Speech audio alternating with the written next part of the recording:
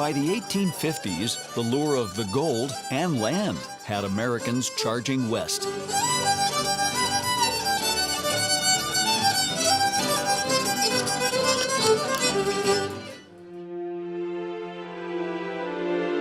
Hundreds of thousands crossing the plains, climbing the mountains, heading to a new life.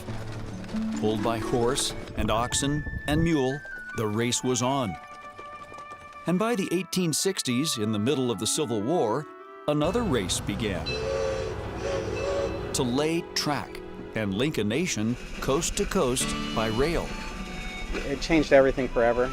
In May of 1869, the two lines joined up at Promontory Point, Utah, connecting California with the East Coast.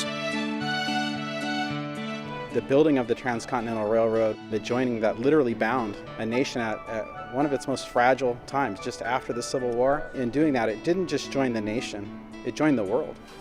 Suddenly, a journey that could once take years at sea or months on dusty trails could be done in days. As the steam engines coughed up the mountains, almost overnight, Americans developed a love of the rails.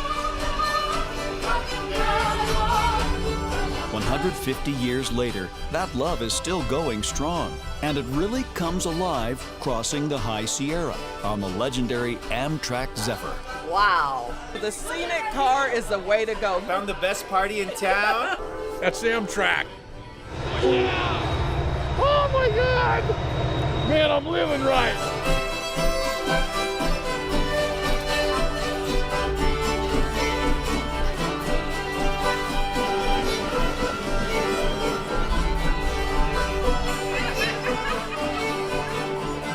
What better way to travel than by getting on a train and slowing down just a little bit and being able to really take in some of the most majestic country in the United States. That Sierra route is amazing.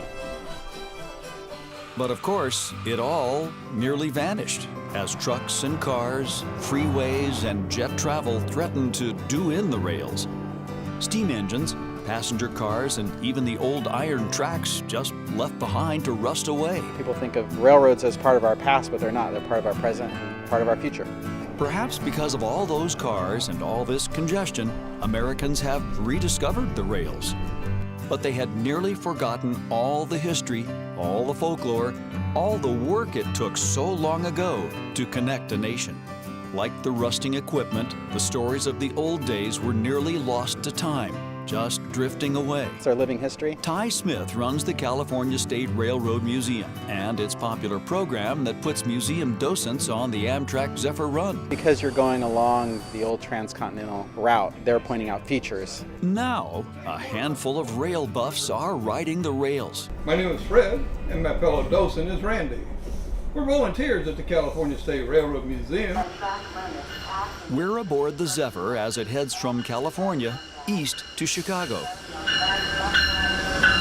Crowds in the observation car are treated to a live rolling commentary about the stretch from Sacramento to Reno over the Sierra. Today we are traveling over one of the most scenic railroad routes in the United States. It is the western portion of our nation's first transcontinental railroad. For the people who are looking out onto that amazing, incredible landscape and want to understand how it all came to be, the docents on the Amtrak program give them the eyes to see that. On this day, Fred Delavati and Randy Jull are paired up for the run east up the hill. A large, lively crowd has packed the observation car as the stories and scenery unfold. Construction began in Sacramento on January 8, 1863, under the leadership of Leland Stanford, Mark Hopkins, Charles Crocker, and Collis P. Huntington, known in railroad history as the Big Four. We begin to climb. We glide over a magnificent trestle in gold country. The elevation in Auburn is 1,234 feet above sea level. It was just a few miles south of here on January 24, 1848. The gold was discovered in the American River. It was California's defining moment. Our elevation at Colfax is 2,421 feet. From here, it's a long, steady run up to the summit. Through aging gold towns, past canals dug by the gold miners, along the cliffs towering over the American River Canyon, thrilling passengers like Malene. Oh, wow. Anybody sleeping, wake up. The American River Canyon is once again visible on the right side of the train. The river is about 1,800 feet below us. In the past, when travel was less hurried, passenger trains would stop here to allow the riders a moment to enjoy the view. It's a wonderful trip for me. Yes. It's unreal. It's a very good special treat. Our next point of interest is the community of Blue Canyon. The location earned its name from the blue haze created by lumber mills in the 1860s. We'll travel through the giant tunnels cut out by hand by thousands of Chinese workers. Most workers were paid about $35 per month. Many of these tunnels were blasted through some of the hardest granite on Earth. We'll ride the ridge along the Emigrant Trail, old survey maps showing where the wagon trains once made a path right where the tracks were laid down. It was here the immigrants dismantled their wagons and lowered them by ropes and pulleys to Bear Valley far below. The elevation is about 5,280 feet, 1 mile above sea level. We travel over the famed Donner Pass, where the tragedy is still talked about. And we gaze at the deep blue of Donner Lake and even spot a bald eagle. That's right there. You see it up there? There's an eagle in it. And near that famous bend in the track, where Cape Horn towers over the American River, we hear about a railroad legend. There's Cape Horn Ed. There he is. Oh, he's just some guy he's always waving at the train. Make my day. Ed Wolfing is out there every day, greeting the train from his deck. Cape Horn, the way the train hugged the cliff and went right around on the side. I mean, it's steep. That's why this is Cape Horn. My name's Ed Wolfing, so I says Cape Horn Ed. Guys in the good old days call me, "Hey Ed, are you home?" And everybody started this Cape Horn Ed. Now give me a little whoop.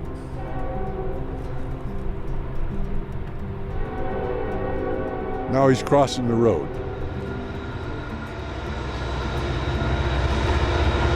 It's a roper.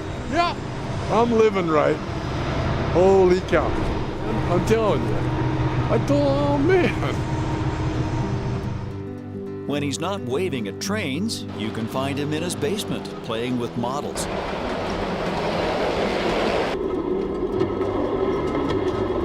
He's recreated the old railroad town of Colfax. Very authentic.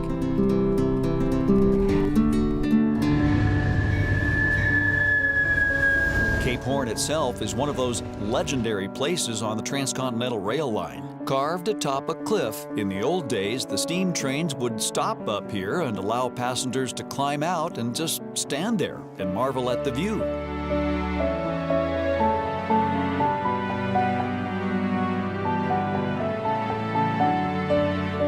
It's a view that still has a power over riders on the train and folks like Ed. I bought the property, designed the house, had the house built so I could watch trains. There's just something about the way trains touch people in all sorts of ways. I love it. It brings back a lot of childhood memories. Steve had always wanted to cross the country by rail, This is his bucket list, so I'm going with his bucket. and Charlotte is taking her first train trip. It's gorgeous, God's country. I think it's beautiful.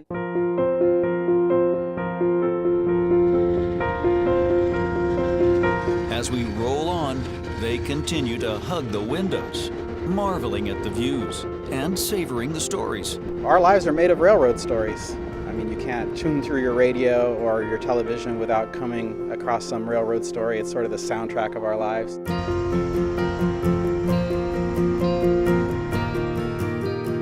As the Zephyr sails across the crest of the Sierra Nevada, you can't help but smile and dream and think back to the old days. For Ed and Charlotte, Steve and Malene, and thousands of others, these storytellers are saving history, saving the tales, and taking us on a tour of the old days of America's first transcontinental railroad, reminding us of a love affair that began 150 years ago.